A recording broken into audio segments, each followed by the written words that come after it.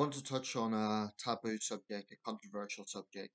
Um, but when I set out to make this channel about, I guess about 12 years ago now or thereabouts, um, I took it with the approach that basically nothing would be off topic. There are certainly things I talk about more than other subjects, but I really don't like the idea of self censorship. So I've not shied away from controversial or taboo subjects. Incidentally, that creates some people have asked why am I not monetized? One reason is because YouTube, in my view, makes it very hard for small creators. They push us into a corner. Um, because if you monetize, you need to self-regulate, and that's fine. But the the parameters for doing that are very, very restrictive. Anyone else who's a small creator may know what I'm talking about here. So that's why I don't monetize because it just is too restrictive. For example, this video, they would have a section saying, does your video contain hateful content? Well, of course it doesn't. Then there'll be a subsection saying, does your video contain content that is not hateful but may be offensive to minorities? And that is in the context of talking about a controversial subject. Um, I don't know how in a democracy you can debate issues without offending someone.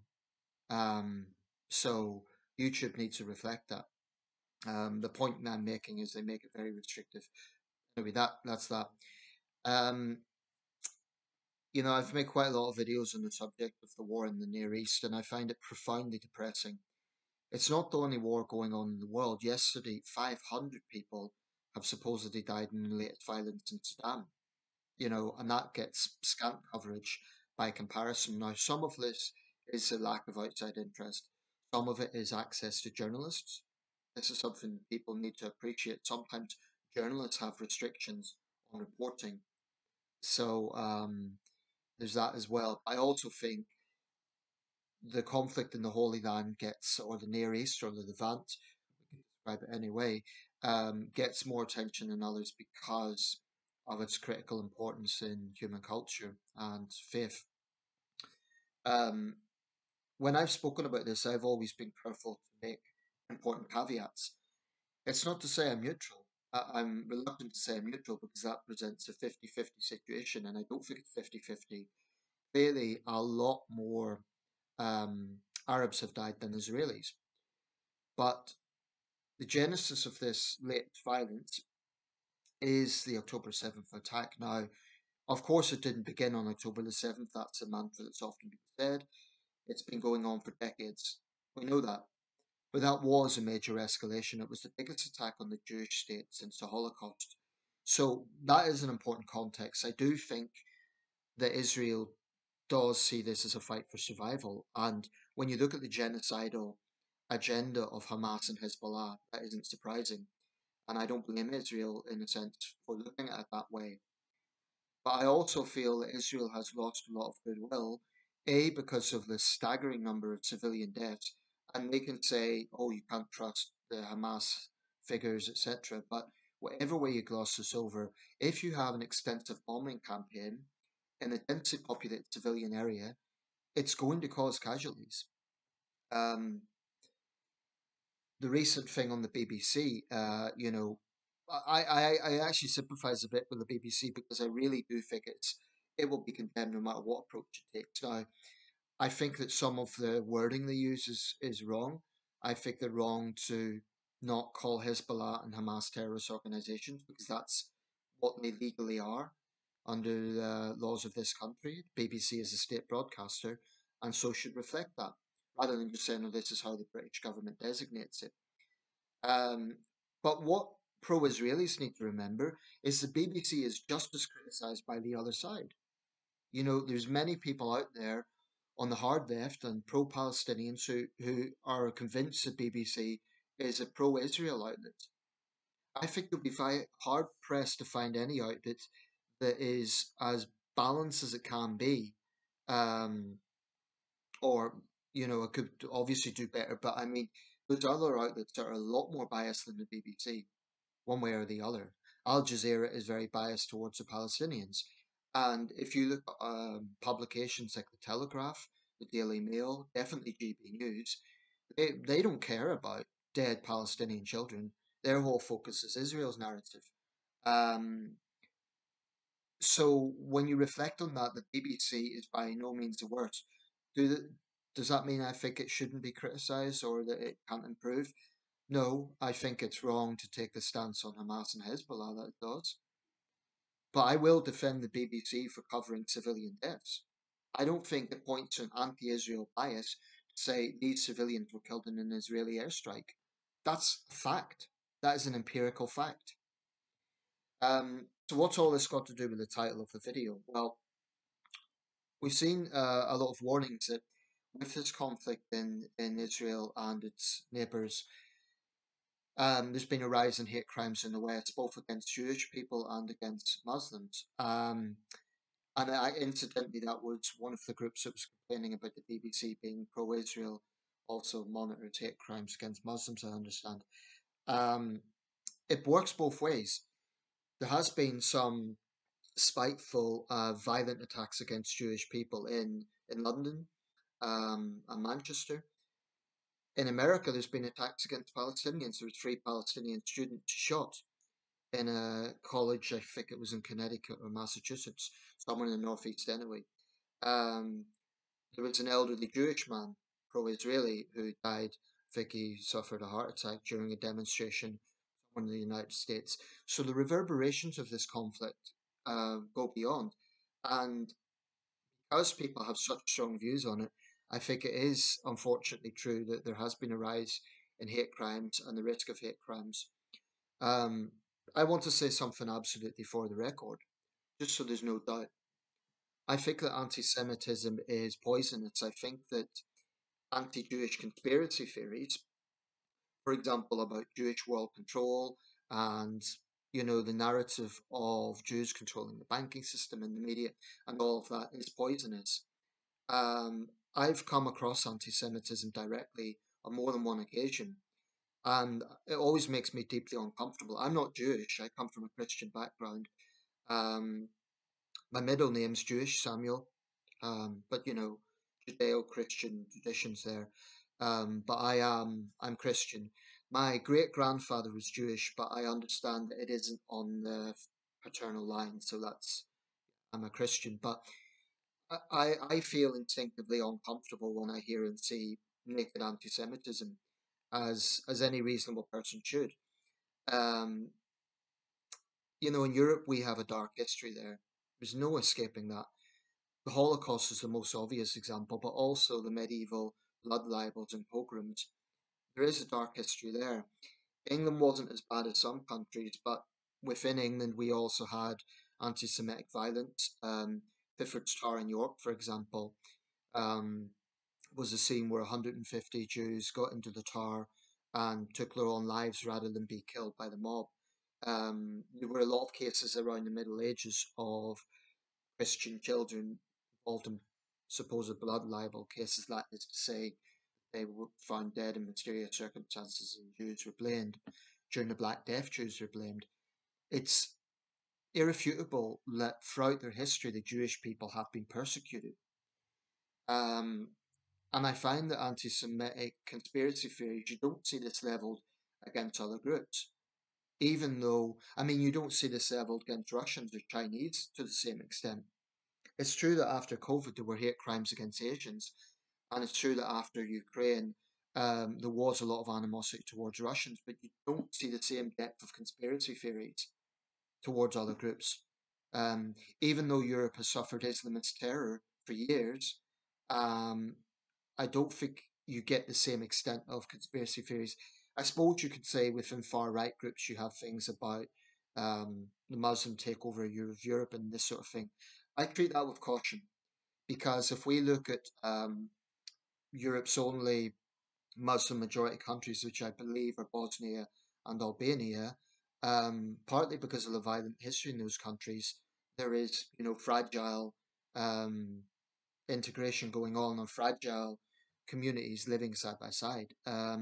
The fact that there are mosques in Sarajevo and Tirana doesn't mean that the Christians there are being persecuted because, for one thing, that would trigger those countries back into the sort of wars of the 90s. Um, so I think there's some exaggeration about the Islamization of Europe.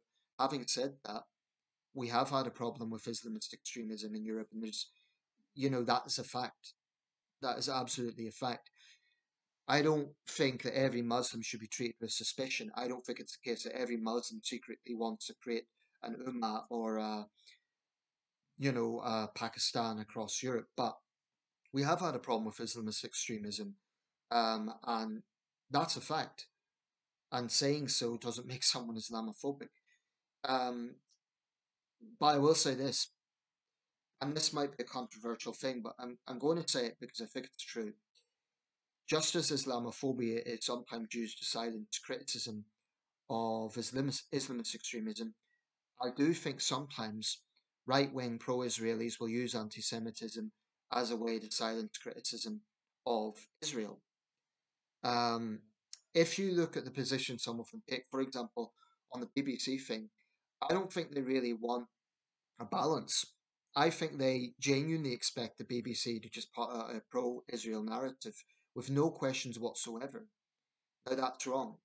I think that is wrong footed. I think it's the wrong approach. Um, I also find that there is a tendency for some pro Israelis, whenever you criticize Israel's excesses or the high civilian death toll, they will have a tendency to say that you're pro Hamas. I mean, if you look at the BBC reports, it's absolutely bombarded with comments about, when Nasrallah died, oh, the BBC will be grieving and stuff like this, these sort of comments. Um, and I get that it's criticism of the BBC's language regarding Hamas and Hezbollah.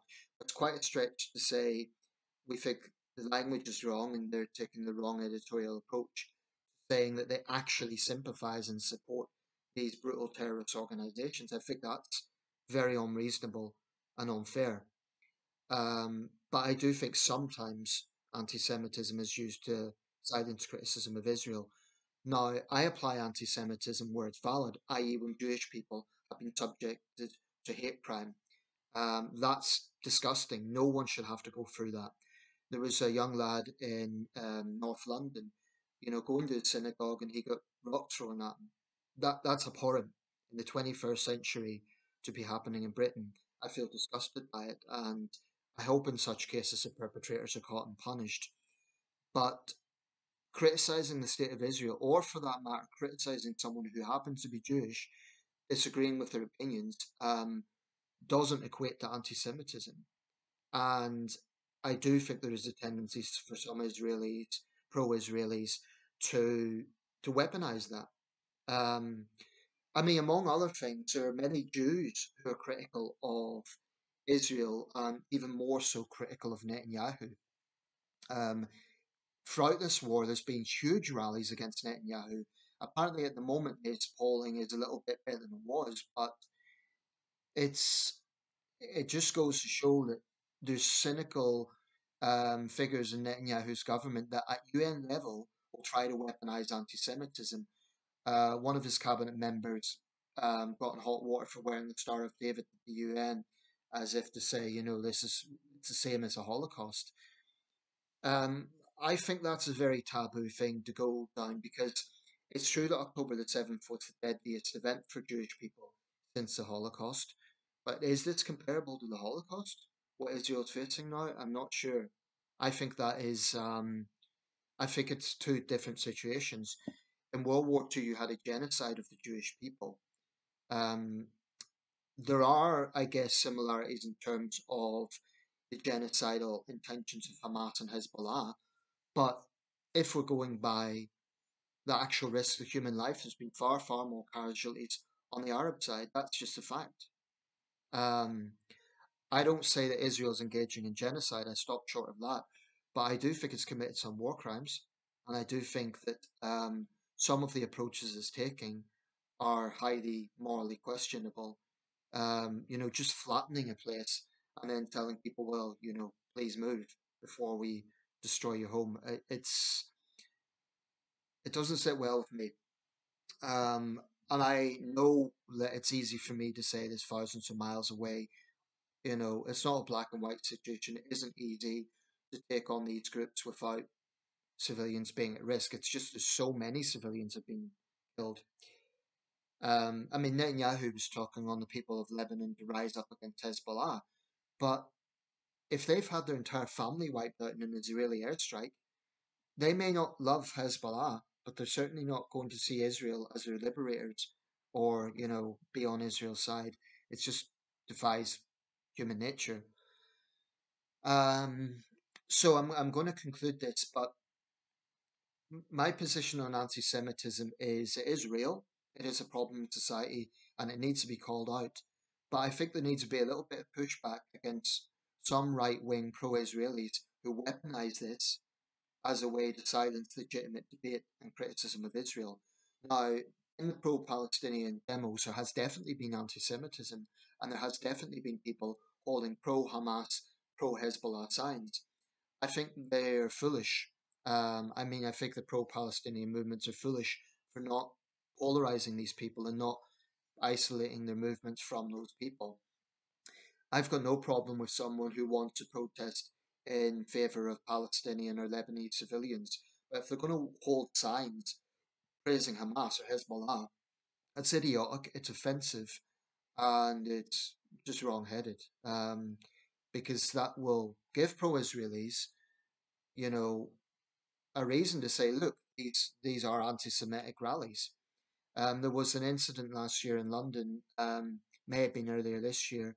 A Jewish man was going to a synagogue and he got caught up in an argument with a police officer who basically said, "Sir, you're visibly Jewish," and ostensibly he was telling him to go away for his own protection. And that got into the whole thing about anti-Semitism. Well, I remember watching a debate on that, and one of the pro-Palestinian organisers said that that was slanderous and there was no risk to him.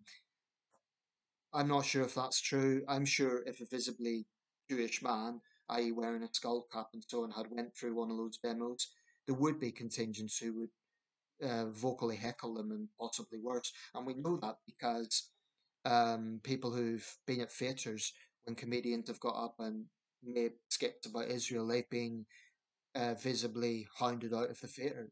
This sort of thing has happened, and you don't see this with other conflicts. I don't think it is an exaggeration to say there is a problem with anti Semitism out there. I think it's ugly. I think it needs to be condemned. I just stopped short of using it as a catch all to try and silence legitimate criticism of Israel. Um, because then you're basically saying that even Jewish people are anti Semitic. Jewish people who are critical of Netanyahu are critical of Israel. I remember there was a very stormy meeting in the Knesset where families of the hostages were furious with Netanyahu and furious with some of its cabinet members for some of the language that they were using. For example, one of them spoke about flattening Gaza. And one of the family members of this hostage, I think the hostage has actually been killed, um, was furious. He said, "This isn't going to help us. This is not, I remember saying that. So that's another thing. There shouldn't be an assumption that 9 million Israelis all think the same way as Netanyahu does. Then again, when Israel's very existence is threatened, then even left wing Israelis are going to be forced to be patriotic and they're going to have to back Netanyahu to some extent because it is an existential crisis. So I don't ignore that factor. Anyway, that's how I would conclude this. I think anti-Semitism is a real problem. And by the way, people say Semitic is it's referring to all Arabs. That's true, but really in this day and age, we know that's associated with Jewish people. So I think it's a little bit of a weak argument still, but it's refers to all Semite people. Technically, that's true, but I think to the popular mind, that is anti-Semitism is anti-Judaism. So that's my take. I'm sure this video will provoke some people, but I feel it has to be said. Anti-Semitism needs to be called out and condemned. Um, Incidentally, Keir Starmer did act fast on that within the Labour Party, but he's now being condemned for his position on this. Starmer and Lamy are in a difficult position because, a bit like the BBC, if they don't go as far as the pro-Palestinians want, then they're accused of being pro-Israel. And then Israel has condemned them for scaling back on some of its arms exports. So again, and not just Israel, a lot of right wingers in the UK. Um, I personally feel that we have a right to know how our weapons are being used if we are sending them to another country. That includes Ukraine. Um, Although I do think the two situations are very different. But anyway, I'll wrap this up. I think anti-Semitism is vile. It needs to be condemned and called out. But that shouldn't preclude legitimate criticism of Israel and Israel's excesses. And I think I'll also add one last point. Those Jewish groups who wrote to the BBC to complain, they need to make it very, very clear that they're not saying Israel cannot be criticised. I think they need to make that clear, and from what I've seen so far, they haven't done so. They've just said, "Oh, the BBC's anti-Israel, and that's it. We want them to change." But I haven't seen them make any caveat. Now, I haven't read the report at length. Maybe that caveat is there, but I think they should say that. I think the chief rabbi should say, "We are concerned about this, but we don't say that Israel cannot be questioned or criticised."